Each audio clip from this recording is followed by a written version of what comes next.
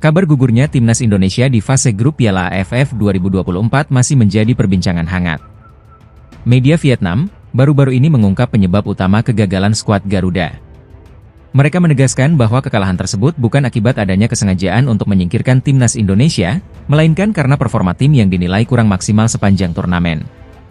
Media Vietnam menyoroti spekulasi yang beredar di kalangan publik Indonesia, yang menyebut keputusan wasit sering merugikan skuad Garuda. Namun, menurut mereka, dugaan ini tidak berdasar. Dalam laporan yang diterbitkan pada Jumat, 27 Desember 2024, mereka menjelaskan bahwa Piala AFF telah menggunakan teknologi VR, dan keputusan wasit dilakukan berdasarkan prosedur yang ada. Media tersebut menegaskan bahwa kegagalan timnas Indonesia lebih disebabkan oleh ketidakstabilan performa tim, yang mayoritas diisi oleh pemain muda U22. Tersingkirnya Indonesia lebih awal sepenuhnya disebabkan oleh ketidakstabilan performa tim. Sangat sulit bagi opini publik Indonesia untuk menyalahkan penyelenggara Piala AFF atau wasit atas kekalahan tim tuan rumah, ditulis media Vietnam. Di fase grup, timnas Indonesia tergabung di grup B bersama Vietnam, Filipina, dan 2 tim lainnya. Namun, mereka hanya mampu meraih 4 poin dari 4 pertandingan yang dijalani. Pada laga terakhir melawan Filipina di Stadion Manahan, Solo, timnas Indonesia sebenarnya hanya membutuhkan hasil imbang untuk melaju ke semifinal. Namun, pertandingan menjadi berat setelah Kapten Muhammad Ferrari mendapat kartu merah di menit ke-42. Kekurangan pemain membuat Indonesia kesulitan, hingga akhirnya kalah dengan skor tipis 0-1. Hasil ini membuat Filipina melangkah ke semifinal mendampingi Vietnam, yang menjadi juara grup B. Sementara itu, timnas Indonesia harus puas finish di posisi ketiga, mengakhiri perjalanan mereka di Piala AFF 2024. Kegagalan ini menjadi pukulan berat bagi timnas Indonesia, yang sebelumnya menaruh harapan besar untuk meraih prestasi di Piala AFF. Namun, langkah Shin Tae-yong menurunkan skuad muda bisa menjadi investasi penting untuk masa depan. Media Vietnam juga menyoroti bahwa fokus pembinaan pemain muda Indonesia adalah langkah jangka panjang yang positif, meskipun hasilnya belum terlihat dalam turnamen ini. Gugurnya timnas Indonesia di Piala AFF 2024 menjadi pelajaran berharga untuk meningkatkan konsistensi dan performa tim di masa mendatang. Dengan potensi besar dari para pemain muda, skuad Garuda diharapkan bisa bangkit dan memberikan hasil terbaik di turnamen berikutnya. Usai kegagalan timnas Indonesia di Piala AFF 2024, Ketua Umum PSSI Erick Thohir langsung angkat bicara. Alih-alih larut dalam kekecewaan, Erick justru menegaskan kembali visi besarnya untuk membawa sepak bola Indonesia ke level dunia. Tidak hanya menargetkan lolos ke Piala Dunia, ia juga bermimpi melihat tim Garuda tampil di ajang Olimpiade. Erick menyebut bahwa kegagalan di Piala AFF bukanlah akhir dari segalanya, melainkan bagian dari proses panjang untuk membangun sepak bola Indonesia. Menurutnya, visi besar inilah yang menjadi daya tarik bagi para pemain diaspora untuk bergabung memperkuat timnas. Mereka ingin kembali ke akar mereka, karena ini adalah hal yang sentimental bagi mama, papa, nenek, dan kakek, ia ungkap Erick saat menjelaskan alasan banyak pemain keturunan memilih membela merah putih. Dukungan dari para diaspora ini lahir karena mereka percaya pada program dan mimpi besar yang dicanangkan PSSI. Kami ingin lolos ke Piala Dunia. Kami ingin lolos ke Olimpiade. Inilah sebabnya semua pemain yang bermain di Eropa percaya pada program ini, ditambahnya. Erick juga menekankan bahwa program ini bukan sekadar proyek jangka pendek, tetapi merupakan bagian dari strategi besar untuk mengangkat posisi Indonesia di pentas internasional. Ia percaya, dengan populasi yang besar dan antusiasme masyarakat terhadap sepak bola, Indonesia memiliki potensi untuk menjadi kekuatan besar di Asia. Target kami adalah berada di 9 besar Asia dan 50 besar dunia pada 2045, ujar Erick. Ia menyebut target ini sejalan dengan proyeksi ekonomi Indonesia yang semakin kuat di masa depan. Namun, Erick juga mengingatkan bahwa ambisi besar ini membutuhkan kerjasama dari semua pihak. Dukungan pemerintah sangat penting, sektor swasta juga sama pentingnya, dan tentu federasi, tegasnya. Menurut Erick, Indonesia saat ini dilihat sebagai raksasa yang sedang tidur di dalam dunia sepak bola. Untuk itu, PSSI telah menciptakan berbagai program guna menghidupkan potensi besar tersebut.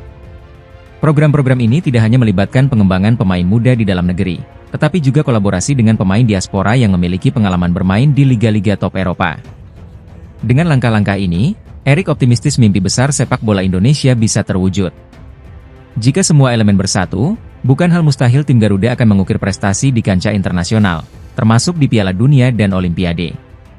Meski Piala AFF 2024 menjadi cerita pahit, visi besar Erick Thohir memberikan harapan baru bagi sepak bola Indonesia. Dengan kerja keras dan kolaborasi semua pihak, mimpi besar membawa Garuda terbang tinggi di pentas dunia semakin mendekati kenyataan. Pelatih Timnas Indonesia, Shin Tae-yong, mengungkapkan penyesalan terbesarnya setelah gagal membawa skuad Garuda lolos ke semifinal Piala AFF 2024. Kekalahan dari Filipina dengan skor 0-1 di Stadion Manahan, Solo, Sabtu, 21 Desember 2024, mengakhiri langkah Indonesia di turnamen tersebut. Gol tunggal Born Christensen dari titik putih pada menit ke-63 memastikan kekalahan Indonesia di laga terakhir Grup B. Dengan hasil ini, Timnas Indonesia hanya mampu mengumpulkan 4 poin, tertinggal 6 angka dari Vietnam yang menjadi juara grup, dan 2 angka dari Filipina yang melaju sebagai runner-up. Kegagalan ini menjadi pukulan telak bagi para supporter, mengingat Piala AFF yang telah diidam-idamkan sejak 1996 kembali gagal diraih. Shin Tae-yong pun menjadi sorotan dan sasaran kritik dari berbagai pihak. Banyak yang mempertanyakan kemampuannya dalam meramu strategi, khususnya untuk memaksimalkan potensi pemain muda.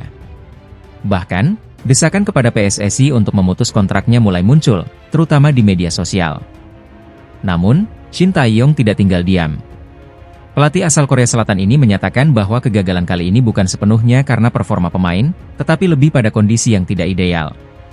Mungkin bisa dibilang gagal karena kita tidak bisa lolos dari fase grup, tapi kita bisa lihat ini bukan timnas senior, ujar Shin Tae-yong usai laga melawan Filipina.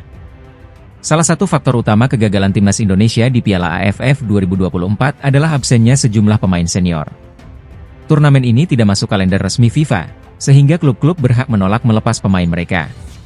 Akibatnya, nama-nama seperti Jay Ijes, Tom Haye, dan Kevin Dix tidak bisa memperkuat tim Merah Putih.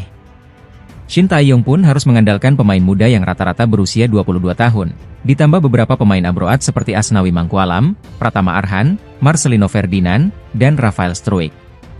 Sementara itu, Ivar Jenner dan Justin Hubner juga absen karena tidak mendapat izin dari klub mereka. Shin Tae-yong mengungkapkan bahwa penyesalan terbesarnya adalah tidak bisa membawa skuad senior ke turnamen ini. Jika bawa timnas senior, saya pastikan juara. Daripada kita sebut kegagalan, tetapi ini menjadi pengalaman bagi pemain muda, ujarnya. Kegagalan di Piala AFF 2024 memang menyakitkan, tetapi pengalaman ini diharapkan menjadi pelajaran berharga bagi timnas Indonesia. Dengan fokus pada pembinaan pemain muda, Shin Tae-yong optimistis bahwa masa depan sepak bola Indonesia masih cerah. Kini, publik menantikan langkah berikutnya dari skuad Garuda untuk bangkit dan meraih prestasi yang lebih baik di turnamen internasional mendatang.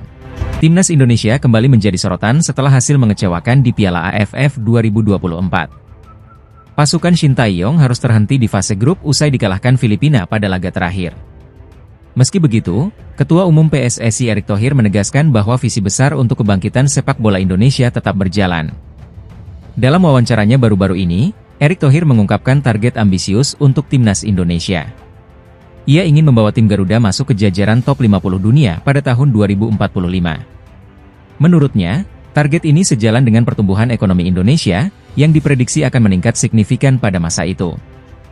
Kami ingin Timnas Indonesia menduduki peringkat 50 dunia pada tahun 2045. Dengan populasi besar dan kecintaan masyarakat terhadap sepak bola, seharusnya kita juga bisa masuk 9 besar di Asia, ujar Erick Thohir.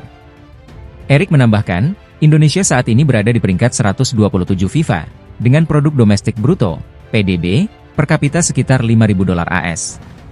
Ia optimis bahwa peningkatan ekonomi Indonesia akan berbanding lurus dengan kualitas sepak bola nasional. Kita sering disebut sebagai raksasa tidur. Oleh karena itu, kita perlu membuat program-program perbaikan yang melibatkan pemerintah, swasta, dan federasi, tegas Erick. Salah satu langkah strategis yang diambil PSSI adalah memanfaatkan pemain keturunan Indonesia yang berkarier di Eropa. Program naturalisasi yang dijalankan selama ini telah memberikan dampak signifikan, terutama dalam capaian timnas yang berhasil menembus babak ketiga kualifikasi Piala Dunia 2026. Kami beruntung banyak masyarakat Indonesia di luar negeri percaya pada program ini. Mereka ingin kembali membela tanah air karena rasa kangen dengan keluarga dan akar budaya mereka, jelas Erick. Para pemain keturunan, lanjut Erick, melihat program ini sebagai kesempatan untuk mencapai mimpi besar mereka, yaitu membawa Indonesia tampil di ajang Piala Dunia dan Olimpiade.